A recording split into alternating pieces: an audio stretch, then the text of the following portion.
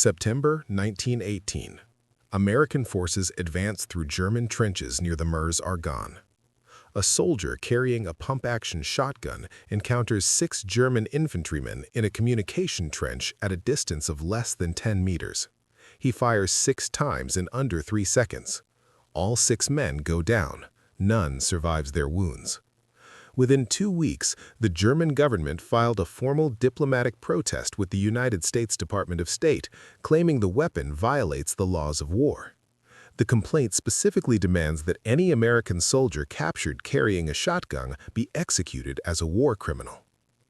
The weapon in question was a commercial hunting shotgun modified for military use. It held 6 shells. It had no bayonet lug until 1917. It was never designed to kill human beings in enclosed spaces. It became the most feared close-quarters weapon on the Western Front. The problem facing American forces in early 1917 was architectural. European armies had spent 3 years developing tactics for trench warfare. The Germans had perfected the system. Their trenches included deep dugouts, reinforced firing positions, and elaborate networks of communication trenches connecting front lines to rear areas. These passages were narrow, often less than 2 feet wide, with multiple right-angle turns designed to limit blast effects from grenades and prevent enfilade fire. Fighting in these spaces required weapons optimized for engagements at distances measured in feet, not yards. The standard American rifle was the M1903 Springfield. It fired a .30-06 cartridge effective at ranges exceeding 500 yards. The rifle measured 43 inches in overall length. Inside a trench, this length was a liability. The long barrel was difficult to maneuver around corners. The bolt action was slow in close quarters. The rifle's effective range was irrelevant when the enemy was close enough to touch. American forces needed a weapon that could deliver maximum stopping power at minimum range, cycle rapidly for multiple targets, and function reliably in the mud and gas of trench warfare. The solution already existed in American gun stores. The Winchester Model 1897 was a pump-action shotgun designed for duck hunting. It had been in commercial production since 1897. It was robust, simple, and capable of firing as fast as the operator could work the pump. The military version, designated the M1897 trench gun, differed from the commercial model in 3 respects. The barrel was cut to 20 inches, down from the standard 30-inch hunting barrel. A ventilated steel heat shield was installed over the barrel to protect the shooter's hand during rapid fire. A bayonet lug was added to the muzzle, allowing attachment of the standard M1917 bayonet. The weapon chambered 12-gauge shotgun shells.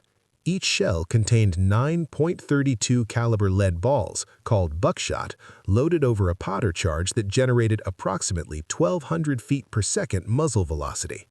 At 10 meters, the pattern spread to roughly 12 inches in diameter. Every pellet in that pattern carried enough energy to penetrate through multiple layers of heavy wool and leather. A single shell effectively placed 9 rifle-caliber projectiles on target simultaneously.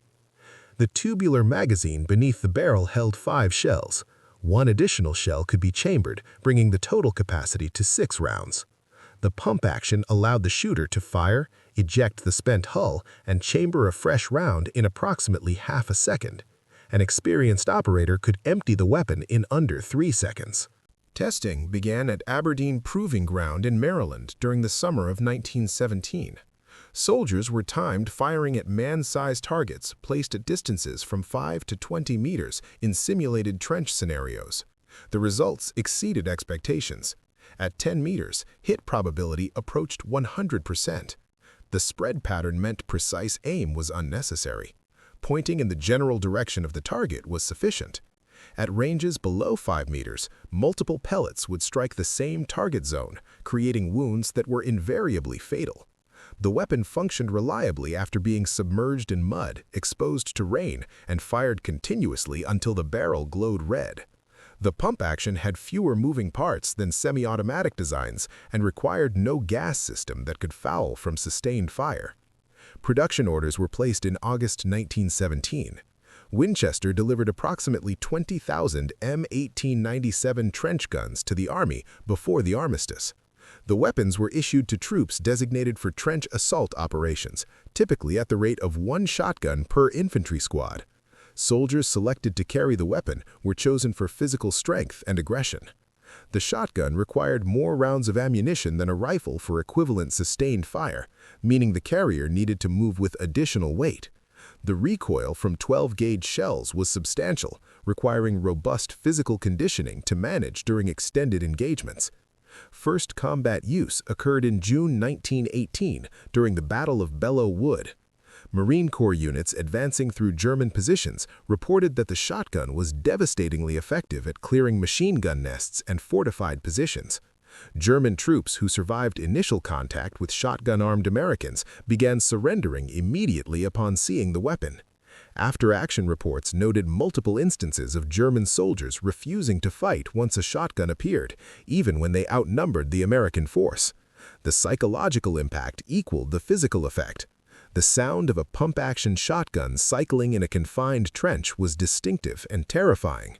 German infantry knew what followed that sound. By September 1918, German commanders were filing reports describing the American shotgun as a barbaric weapon that caused unnecessary suffering. The complaint was formalized on September 14, 1918, when the German government delivered a diplomatic note to the United States government via neutral Swiss intermediaries.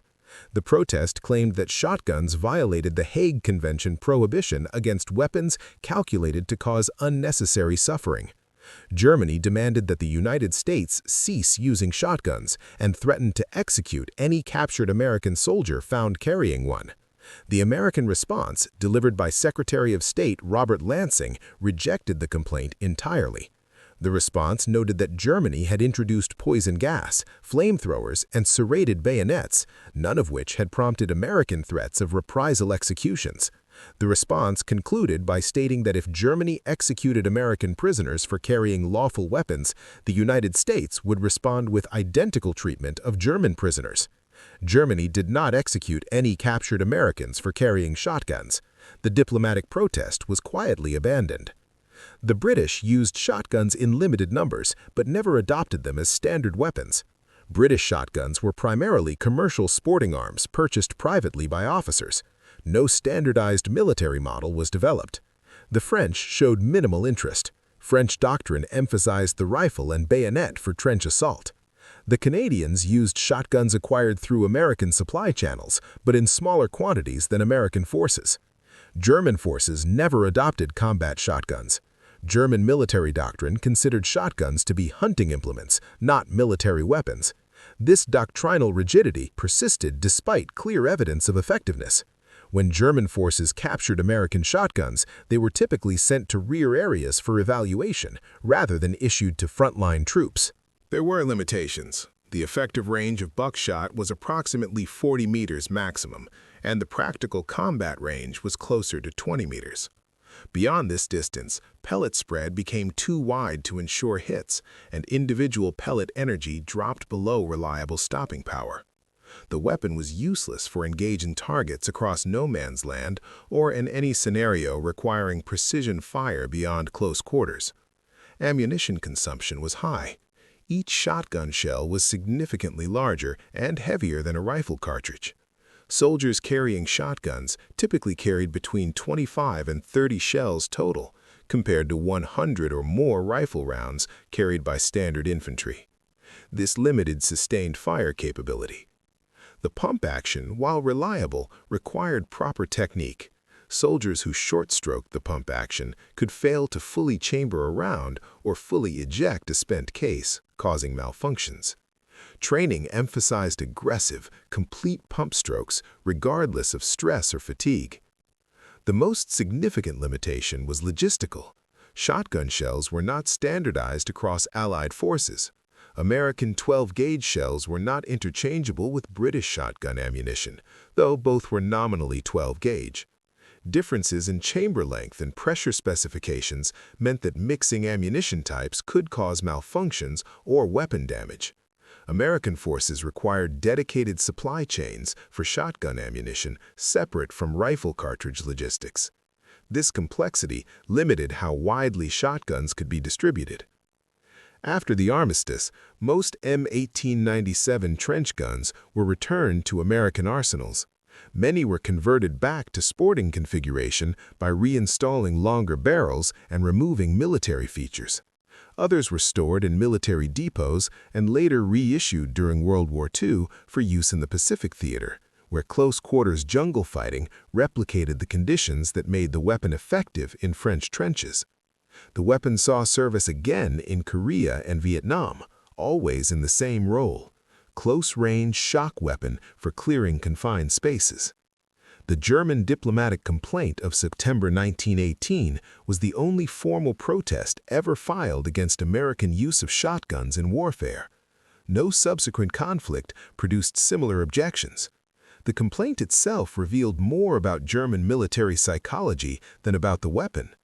Germany had employed poison gas that caused men to drown in their own lungs, flamethrowers that burned soldiers alive in their trenches, and submarines that torpedoed hospital ships. None of these prompted German concerns about unnecessary suffering. The objection to shotguns was not humanitarian, it was practical. German forces had no effective counter to a weapon that could kill 6 men in 3 seconds at conversational distance. The protest was an admission that the weapon worked exactly as designed. The Winchester Model 1897 remained in American military inventory until 1963, 66 years after its introduction. The design was never improved because no improvement was necessary. The principle that made it effective in 1918 remained valid in 1963. A pump-action shotgun firing buckshot in a confined space delivered more lethal force faster than any alternative weapon. That principle has not changed. Modern military shotguns use different materials and manufacturing techniques, but they fire the same shells at the same velocities with the same results. The weapon Germany claimed violated the laws of war became the template every military force copied for the next century.